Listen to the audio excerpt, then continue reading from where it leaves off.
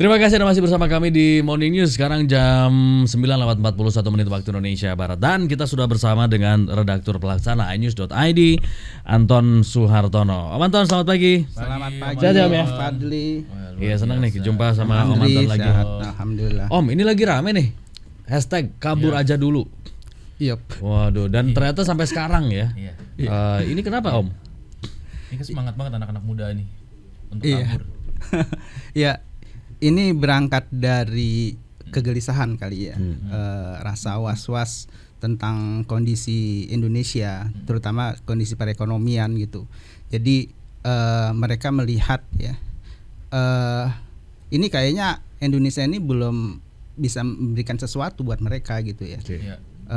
Makanya mereka menganggap bahwa mungkin bekerja di luar negeri atau beraktivitas di luar negeri, nggak cuma kerja ya, tapi kuliah itu akan lebih baik untuk saat ini. Iya. Dan tagar kabur aja dulu gitu ya. Itu kan kalau kita tafsirkan secara sekilas sementara gitu ya. Iya. Jadi sampai kondisi Indonesia membaik, balik lagi. mereka akan balik lagi. Gitu. Kalau membaik. Kalau membaik dan insya Allah membaik. Gitu. Kalau enggak balik-balik lagi dong. Nah, tapi banyak juga yang justru memilih untuk menetap di luar negeri ya. Iya. Jadi ada. warga negara sana gitu. Betul. Tapi Kayaknya sih jumlahnya kalau emang nggak udah begitu banyak. kepalang jalan keluar terus dapat Iya. kerjaan yang bagus dan udah settle, ya udah gitu netep aja selama Why di not sana ya? masih iya. Iya, betul. Dan pemerintah kan juga udah note itu hak setiap Oh, iya. warga negara Indonesia untuk mencari kehidupan lebih baik gitu ya di nggak luar. Bapak minta ditahan banget ya. Jangan gitu.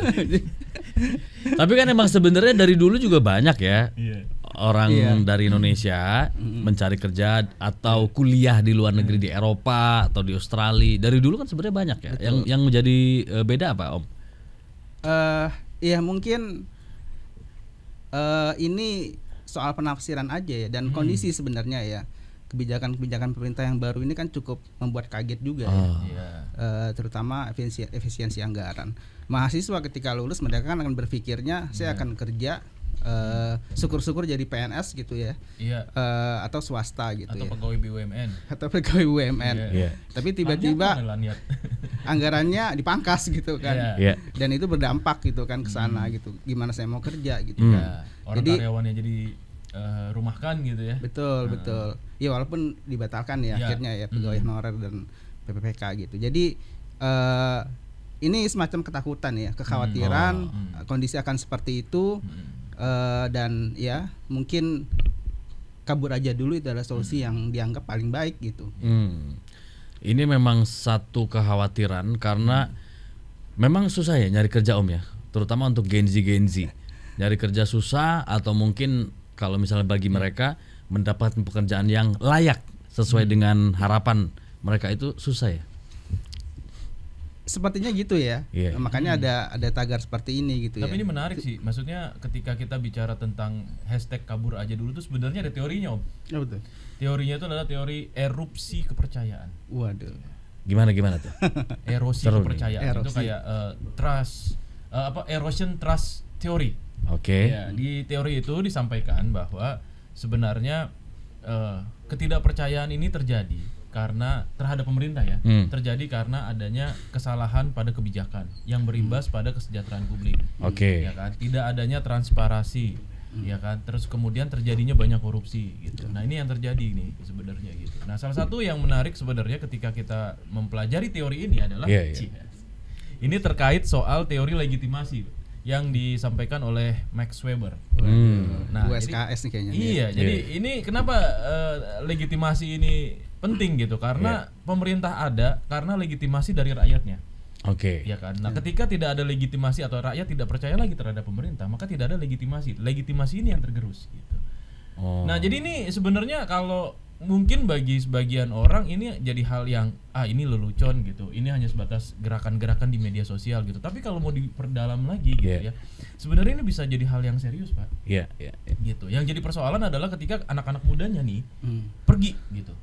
Nah, yang ada terjadi adalah populasi di Indonesia saat ini ya sisanya tinggal 2 nih, ya kan?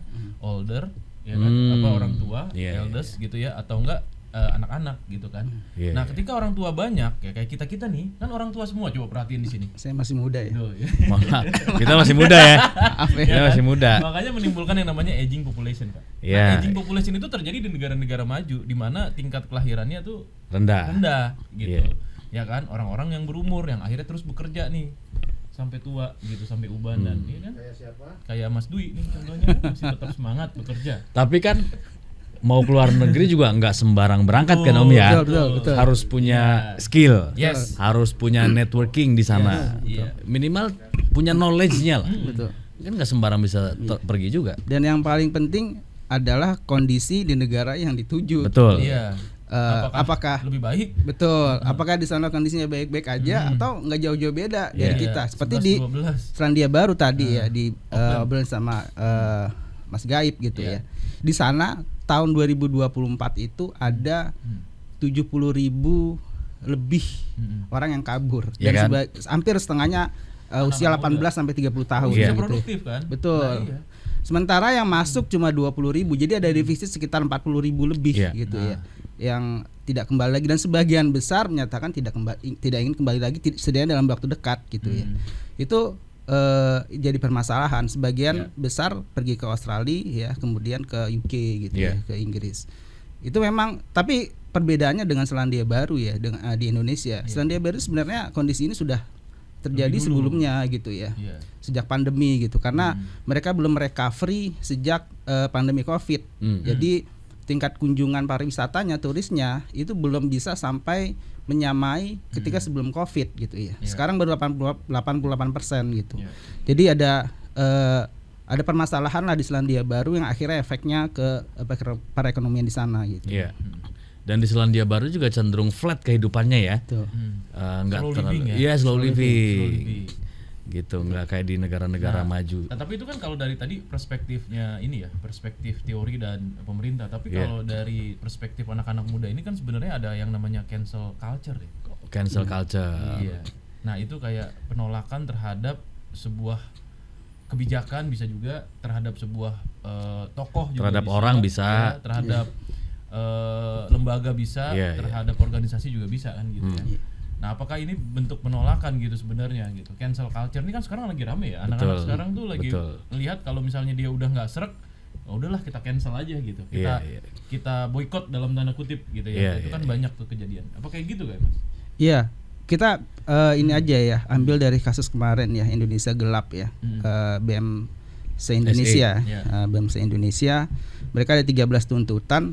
Ada satu tuntutan yang saya soroti tentang kesejahteraan gitu ya, desakan kepada pemerintah untuk meningkatkan kesejahteraan rakyat gitu. Ini agak-agak membingungkan sebenarnya, seperti ini gitu. Pemerintah ya, Presiden Prabowo itu selalu mengulangi bahwa program-programnya itu ditujukan fokus untuk kesejahteraan rakyat gitu. Tentu dengan data pemerintah. Mahasiswa juga mengatakan demikian. Tentu dengan data mahasiswa juga ya. Saya yakin mereka juga pegang data gitu ya. Jangan-jangan ini soal komunikasi aja gitu. Jadi datanya pemerintah sama datanya mahasiswa itu belum sinkron gitu ya. Iya. Ini soal komunikasi yang ya harus dicarikan, ini sebenarnya apa sih yang diinginkan mahasiswa apa gitu ya. Kemudian pemerintah juga inginnya seperti apa gitu ya. Ya jangan, semua ini pasti nggak instan ya. Memperbaiki kondisi ekonomi, kita recovery itu pasti nggak instan gitu, butuh proses gitu. Dan yang dilakukan di 100 hari dengan efisiensi ini terbilang cukup berani ya. Ya 300 triliun untuk tahap pertama ya. Iya. 300 triliun gitu. Ya, ada 3 tahap ya. 3 tahap, Dan rata-rata 300-an ya. Iya, total 750. Iya.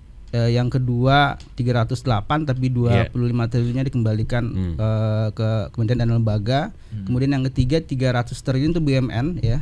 100 triliunnya dikembalikan sebagai penyertaan modal. Jadi total 750 triliun gitu. Dan ini juga mungkin yang dilihat anak-anak muda banyak banget gitu ya, 750 triliun gitu ya. Ini karena begini, salah satunya mereka soroti juga kan efisiensi ini berdampak ke pendidikan gitu. Iya. Ke mereka juga gitu ya. Masuk beasiswa juga ya. Betul.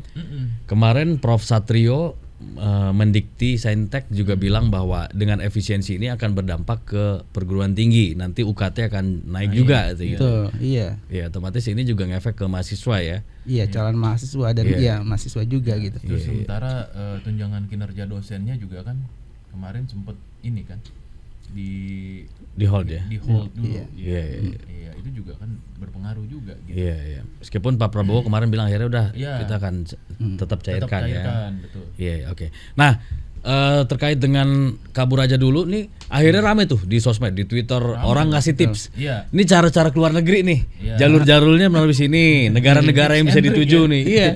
Negara-negara yang bisa dituju di sini. Di sini kelebihannya misalnya di Belanda nih. Kalaupun kuliah di sana bisa gratis, dapat cari beasiswa, terus pekerjaan apa yang bisa dimasuki, sektor-sektor apa aja. Kalau di Jerman misalnya gimana? Itu banyak tuh yang hero spiel. Dan banyak juga yang melakukan pekerjaan-pekerjaan yang bukan white collar ya tapi blue collar ya. Iya. Pelayan toko dan segala macamnya gitu, dan ya mereka mengakui bahwa itu lebih menguntungkan gitu. Iya. Iya kan? Kalau data nanti kita bisa lihat dampak tagar ini ya tahun 2024 apakah ngefek atau enggak gitu ya di akhir tahun. Tapi data pemerintah Kementerian Pelindungan Pekerja Migran di tahun 2024 ada 297 warga negara Indonesia yang bekerja di luar negeri. Ya, naiknya 297 ribu. Ya, itu naik dari tahun 2023 yang jumlahnya 273 ribu gitu ya. Nanti kita lihat di tahun 2024 apakah naik? Pasti naik, iya. 2025 maksudnya. Di 2025 di 2025 betul. Di penghujung 2025 apakah naik signifikan atau tidak? Kalau naik signifikan berarti tagar ini ngefek banget gitu ya. Banyak itu yang legal ya. WNI yang cari benar-benar kabur gitu ya. Iya. Gitu. Nah, kemarin sempat ada cerita dari yang nyari-nyari opportunity di luar negeri. Mereka juga nggak segampang itu keluar negeri untuk mencari kerja dan lain sebagainya. Bahkan yang misalnya lulusan S2 itu dia harus nyebar sampai 500 aplikasi. Application letter ya. Application letter. Iya, baru dapat itu. Iya, enggak segampang itu juga gitu. Dan banyak juga berita-berita hoax yang belum tentu teruji kebenarannya gitu. Kayak misalnya Jepang membutuhkan warga negara gitu. Terus kemudian dapat bayaran gitu. Terus kemudian Jepang kekurangan pemain cowok atau gitu ya. Maksudnya apa? Pemain bola. Diproduksi film mereka. Kekurangan pemain cowok. Jadi belum tentu benar gitu. Itu harus dicek tuh. Belum tentu harus benar, dicek validitasnya. Validitasnya benar. Ya kan, Jepang kan industri filmnya Bollywood ya, kalau nggak salah namanya. Bukan, Bollywood Kanada dong. Jepang anime. Berarti yang main bukan orang dong ya, gambar. Kan laki bisa dibikin di situ ya. Tapi kalau Jepang kan emang lagi mengalami penurunan fertilitas ya. Betul. Tapi yang jadi persoalan benar nggak sih gitu maksudnya, itu yang harus dicek lagi. Termasuk Kanada juga loh. Iya. Ya kan, katanya datang ke sana mempunyai keturunan itu akan dibiayai kayak gitu. Bener nggak sih? Nah, apalagi dengan adanya tagar ini jadi kan masif ya. Orang yang mau keluar. Jadi kan rebutan juga. Beda sama dulu mungkin ketika diem-diem aja nih. Orang pencari beasiswa, pencari pekerjaan di sana. Karena diem-diem aja melalui jalur-jalur tertentu. Ya nggak terlalu banyak gitu ya. Akhirnya dapat gitu. Tapi kan dengan misalnya sekarang kayak udah masif, semua orang berlomba. Usia-usia 20 sampai 30-an berlomba untuk mencari peluang di negara lain. Akhirnya kan juga overload juga kan lama-lama. Iya, ini tergantung ya, mereka kayaknya sih rata-rata pakai agensi ya. Jadi kayak TKI dong ya. Iya, model ada pekerja migran gitu ya. Iya. Melalui agensi, jadi nanti agensi yang menempatkan sesuai dengan skill kita di mana gitu. Misalnya Jepang itu kan kebutuhannya di tenaga kesehatan gitu ya. Di manufaktur juga gitu ya. Jadi atau negara-negara Eropa kebutuhannya di apa gitu ya. Jadi mereka punya datanya, kemudian mereka mau rekrut dan mereka menempatkan gitu ya. Ya nggak tahu kalau yang pergi sendiri-sendiri ini gimana gitu ya. Awalnya turis. Visanya turis gitu ya. Iya, tahu kerja gitu ya. Itu jangan-jangan masuknya ilegal kan? Iya, gitu kan? karena tidak sesuai dengan perizinan Iya, masuknya untuk gitu. masuknya. Undocumented ya. Iya, undocumented. Jatuhnya ntar dideportasi kayak di Amerika tuh. Betul, 4.200 orang WNI yang Bakal deportasi massal bakal tuh ya. Deportasi iya. Iya iya iya iya. Gitu. Naik apa tuh? Balik ke sini. 4.000. Itu 4.000 baru sekian persen dari total WNI yang terancam dideportasi. Jumlahnya itu 600.000 lebih. 600.000 lebih. Iya. Oh. Gitu. Itu data Kemlu ya. Iya, Data iya. Kemlu 600.000 lebih WNI terancam dideportasi karena berbagai masalah. Ya, terutama ya karena Jadi illegal. orang Indonesia di Amerika ada 600.000. Bukan seluruh dunia. Oh, seluruh dunia. Seluruh dunia 600.000 gitu Iya, ya. iya. Itu yang Yang akan Kalau- yang deportasi. terdata, belum yang misalnya nggak terdata kan. Nah, itu statusnya adalah apa namanya? WNI yang tidak memiliki dokumentasi dan tidak ditahan gitu ya. Artinya Oh, mereka iya. berkeliaran Iya, gitu ya. Iya iya. Ya, nggak tahu ya gitu ya. Ngapain Jadi gitu undocumented dan apa namanya? Dia tidak ditahan, undetained gitu ya. Iya, Jadi Oh, eh, iya. ya mungkin kebenarannya tetap terlacak. Kita nggak tahu sistem di sana seperti apa gitu ya. Iya, iya, Jadi iya. itu yang Ilegal lah gitu lah. betul. Nah, Om, respon pemerintah gimana terkait dengan tagar kabur raja dulu ini? Apakah akan mengkaji atau mendukung anak muda yang mau keluar atau bahkan melepas? Apa Menteri Ketenagakerjaan ya? Wamen. Wamennya ya, iya bilang Noel. pergi aja udah. Gitu. Iya. Nggak jangan balik lagi. Menterinya apa wamennya nih? Wamen. Soalnya dua-duanya Wamen, bertolak belakang ngomongnya. Wamen. Wamen. Iya, kalau Wamen kalau nggak salah bilangnya udah kalau bisa jangan balik lagi gitu Iya, ya. Kalau menterinya lebih konstruktif ya, dia bilang memang banyak peluang-peluang Iya. yang bisa dimanfaatkan WNI untuk bekerja di luar negeri gitu ya. Iya. Negara-negara lain nggak bisa dipungkiri butuh juga tenaga-tenaga Iya, kerja iya. dari Indonesia gitu ya. Artinya dia membuka gitu ya peluang asal syarat-syaratnya dipenuhi. Menlu ya Pak Judah kemarin juga bilang warning aja gitu. Apa namanya? Persyaratannya harus dipenuhi. Gitu Iya, ya. Jadi jangan sampai nanti ada masalah gitu karena Iya. itu memang ranahnya Menlu gitu.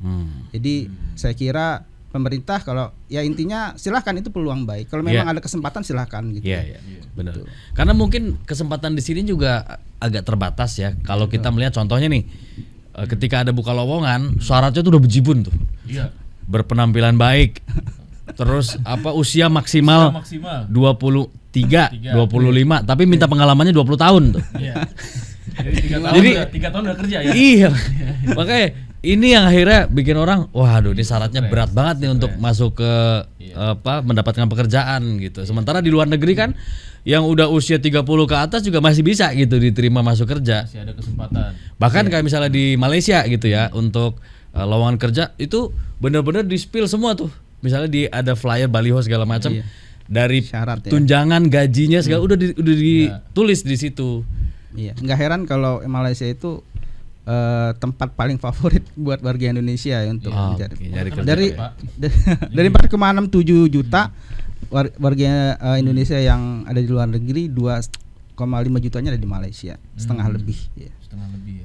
Nomor 2 Arab Saudi 850-an nih ribu ya. Iya iya iya. Tuh. Jadi memang nggak heran lah ya Malaysia gitu. Dan karena masih serumpun juga, jadi secara komunikasi juga nggak Enggak terlalu Iya, sulit, iya. secara Nggak terlalu sulit budaya gitu. sama. Iya, Gitu, iya, Jadi gitu. tidak perlu banyak adaptasi ya. betul. Iya iya. Di Taiwan juga katanya banyak ya orang Indonesia di sana. Banyak Taiwan Taiwan itu kalau nggak salah urutan. Kalau kemarin ya penempatan yang 297.000 itu nomor 2 atau nomor 1 gitu ya. Iya iya iya. Apa namanya yang pergi ke sana gitu. Iya iya. Jadi Pak di kampung saya tuh Pak kalau Lebaran biasanya banyak orang rambut pirang tuh Pak. Bule-bule dari mana nih pulangan dari Taiwan katanya. Jadi kalau misalnya sekarang ada tagar kabur aja dulu untuk luar negeri, Indramayu udah jadi pelopor dari dulu. Luar biasa. Itu angkanya paling tinggi tuh di sana tuh. Yang berangkat ke luar negeri. Oke, Taiwan ada lagi Om untuk- yang pengen disampaikan? Ya mungkin itu tadi ya. Ini soal komunikasi aja saya kira pemerintah harus bisa merespon ini tagar ini. Ya dibiarkan juga nggak apa. Itu juga peluang juga kan gitu ya. Iya. Tapi saya kira kalau misalnya ini jadi blunder, maksudnya jadi efek yang tidak baik gitu ya. Artinya apa? Artinya ada tadi rasa cinta yang tergerus Iya. gitu ya terhadap Indonesia gitu. Itu jangan sampai nanti arahnya ke situ. Gitu. Tapi jangan sampai dihakimi ya. Betul. Jangan sampai ada judging bahwa orang yang mau keluar negeri mencari peluang, opportunity, terus dibilang nggak nasionalis nih. Iya. Gitu. Bahkan kemarin ada postingan juga yang viral gini. Dear Indonesia, bukan saya tidak cinta sama kamu, tapi banyak pejabat kamu yang tidak jujur gitu. Banyak pejabat Ada kamu juga yang gini, korupsi. kita peduli dengan Indonesia tapi Indonesia tidak peduli dengan. Waduh, siapa tuh? Siapa? Oke, kalau gitu Om thank you ya. Ya, sama-sama. Oke, baik kalau Pak begitu Mandri. Sobat iNews sampai di sini kebersamaan kita. Tadi kita ngobrol-ngobrol juga dengan Anton Suartono, redaktur pelaksana iNews.id. Kita jumpa lagi besok di jam yang sama. Saya Fadli Sungkara. Saya Andri Susanto. Kami pamit undur diri dan tentunya jangan lupa untuk terus update informasi bersama iNews.id. Selamat pagi, sampai jumpa.